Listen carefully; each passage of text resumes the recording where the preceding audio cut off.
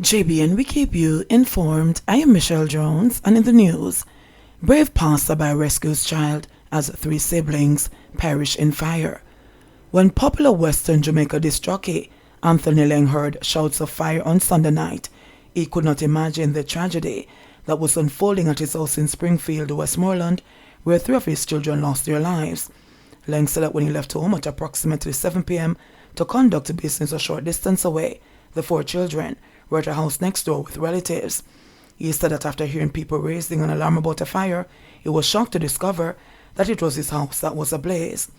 "Mere people say fire, fire, but me never pay that no mind, because the children them did over them family next door.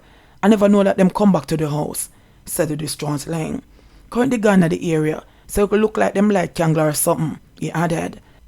The victims have been identified as 9-year-old Adriana Lang, a grade 3 student at Sheffield Primary School, and the 7-year-old twin siblings, Jordan and Jaden Lang, both grade 1 students at Sheffield Primary School. The children's 13-year-old sister, Adriana Lang, otherwise called Pinky, suffered major burns and has been admitted to hospital in a critical condition. Had it not been for courageous efforts of Dantano Ferguson, who bravely ventured inside the burning house to rescue Adriana, while the four trapped children cried inside, the tragedy would have been worse. "I was riding past on my motorcycle and I saw the fire, and I said from their houses there, it must be one of them on fire," said Ferguson, an employee of the National Water Commission. "When I went to the scene, I saw everyone there, and some of them were saying that the children were locked inside the house. But when I tried the door, I realized that it was open, and when I looked inside, I saw the little girl," he recalled. "I rushed in and grabbed her. She had burns everywhere. I heard the other children screaming, but I couldn't see them, so I pulled out Pinky. I am glad she is alive." Firefighters from the Westmoreland Division of the Jamaica Fire Brigade in Savlamar could do very little beyond carrying out cooling down operations when they arrived at the scene. During that exercise, the charred remains of the deceased children were found. Raymond De Souza, acting Senior Deputy Superintendent in charge of the Jamaica Fire Brigade's Westmoreland Division, said that preliminary investigations have not turned up a possible cause of the fire, but noted that their probe will continue with the assistance of the police. Father and son hit off motorcycle in Clarendon, killed. Several residents of the Salt River community in Clarendon are calling for justice following the death of two men in a crash along the Salt River Main Road Monday morning. The deceased men have been identified as 50-year-old Wayne Edwards Sr., otherwise called Tutty, and his son, 30-year-old Wayne Edwards Jr., otherwise called Trimpy. Residents claim the accident could have been avoided if reports of the alleged reckless driving of a company vehicle by an employee were taken seriously. Sasha Gay Crooks Stewart, a relative of Edwards Jr., said he was transporting his father to work when a company vehicle hit them from their motorcycle. They both died on the scene. Nordia Smith, Edwards Sr.'s spouse, said she got a call that they were hit from their bike by a speeding vehicle. She fought back the tears as she explained that they were the breadwinners for their families. "We want justice to them," she sobbed. A neighbor, who identified herself as Antoinette, said she too received a call that there was a bike accident and that Tutty and Trimpy dead. "I feel hurt about this because we have been making complaints to the company about the drivers that they have, and nothing was done until this happened this morning," she said, adding that the two men were two hard-working people. The younger Edwards, she said, operates a business at the Salt River Mineral, in addition to his regular job at Jamaica. Both, she said, were employed by the company. Missingclarendon teen found dead. The body of 15-year-old Fogo Road High School student, Tavon Patterson, was found at a river in Dang Savoy, Summerfield in Clarendon on Monday morning.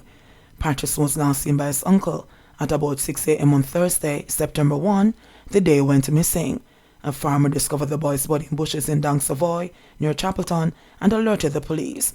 The body had several chop wounds, and the police say the case is now being treated as murder. According to the police, the deceased, who is from a Blackwood's Thompson Town address, was last seen in Chapelton about 8 a.m. His mother reported him missing after he failed to return home. In an interview with the Gleaner last week, his mother, Sharika Smith, said she knew something was wrong after she received a strange phone call at about 1 p.m. on the day he went missing. She noted that the caller, whose number was private, asked 3 questions, before abruptly ending the call. "You know Jaheim?" her son's nickname. "Are you related to Jaheim? You know him at?" said Smith. She also said that her niece in Chapelton informed her that Patterson texted her that he was going to Summerfield and would visit her on his way back. Investigations are continuing, the police said. Man fatally shot in 19 Milesclarendon. A man was shot dead in 19 Milesclarendon on Tuesday afternoon. He has not yet been identified by the police. The police say he was carrying out repairs to his vehicle along the main road when explosions were heard. He ran and collapsed at a nearby shop. It was later discovered he had been shot. He was rushed to the Mapen Hospital, where he was pronounced dead. The Mapen police are investigating. Brothers freed of killing uncle. 2 brothers who were charged with the murder of their uncle have been freed in the Trelawney Parish Court after the parish judge upheld submissions by attorney-at-law Abel Dunfoot that there was no intention to kill their relative, Clive Clark. Foot submitted that one of the brothers struck Clark in defense of his brother who has been attacked by him. The brothers, Shamario Green and Michael Hyman, both of Tide District in Trelawney, had accused their uncle on February 20 this year of stealing chickens from their chicken farm. A report was made to the police, but Clark left the area before the police came. Later that same day, the uncle returned to the premises and an argument ensued between him and Green. During the argument, Clark reportedly brandished a machete and was in the process of attacking Green when Hyman used a piece of board to hit him in the back of the head. Clark fell to the ground and was subsequently taken to hospital where he was pronounced dead. The brothers were charged with murder. A committal hearing was held last month to establish if a prima facie case was made up for the brothers to stand trial. The prosecution relied on the caution statements given by the accused brothers, which outlined the circumstances that led to the death of their uncle. Foote, who represented the brothers, submitted that the prosecution did not make out a prima facie case against the 2 accused. Foote argued that it was clear that Hyman had no intention to kill his uncle and only struck him in defense of his brother. The judge upheld the submissions and the men were freed last week Friday. Gun and ammunition seized in Clarendon. The police in Clarendon have arrested 1 man in relation to the siege of a gun and ammunition during an operation on McQuinney Street, Lioneltown on Monday. The Lioneltown police reports that about 10:50 p.m., lawmen were on patrol in the area when they signaled the driver of a Toyota Probox motorcar to stop and he complied. He was searched along the vehicle and 1 9mm Browning pistol with a magazine containing 8 9mm rounds of ammunition was found under the driver's seat of the vehicle. He was subsequently taken into custody. His identity has been withheld pending further investigation. Police to clamp down on Noise Abatement Act violators. Commissioner of Police Major General Anthony Anderson says the Jamaica Constabulary Force JCF will clamp down on businesses, including those in the entertainment sector, that have been breaching the Noise Abatement Act. Anderson says this has become an issue of concern, especially subsequent to the lifting of COVID-19 restrictions.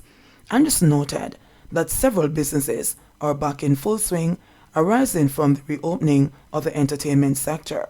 But he said while the police understand the need to do business, contraventions of the Act, including the playing of loud music, will not be tolerated by the authorities. We are of the view that everyone can coexist if the music is maintained at a level that does not create a great disturbance and conforms to the provisions of the Act. However, there are instances where the music is played in a loud manner beyond what is acceptable. That creates a disturbance to others, and in these instances, the police will be enforcing the law, said Anderson. He was speaking at today's monthly JCF press briefing. Under Section 3, Subsection 1 of the Noise Abatement Act, no person should operate any sound amplification device in public or private at any time of day or night, so that the sound is audible beyond 100 meters from the source of the sound.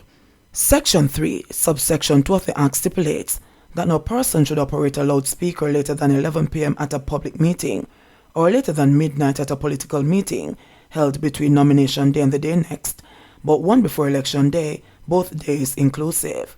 Meanwhile, Anderson said that the JCF will be rolling out Operation Paradise, which was launched in St. James to promote public order in the town of Montego Bay across other town centers in Jamaica. 51 new COVID-19 cases, 1 death reported. The Ministry of Health and Wellness reported 51 new COVID-19 cases and 1 death on Monday, September 5, bringing the infection total to 150,358 and total deaths to 3,269. The new cases comprise 30 females and 21 males, with ages ranging from 1 year to 96 years. The cases were recorded in St. James 10, Kingston and St. Andrew 8, St. Catherine 8, Westmoreland 5, Trelawney 4, Manchester 4, St. Anne 3, Clarendon 3, Hanover 2, St. Thomas 2, Portland 1, and St. Mary 1. The deceased is a 61-year-old male from St. James. There were 59 recoveries in the last 24 hours, bringing the total to 97,154. Currently, 114 people are hospitalized, 24 of whom are moderately ill, 2 severely ill, and 3 in critical condition. Jamaica's positivity rate for the latest round of testing is 17.4%.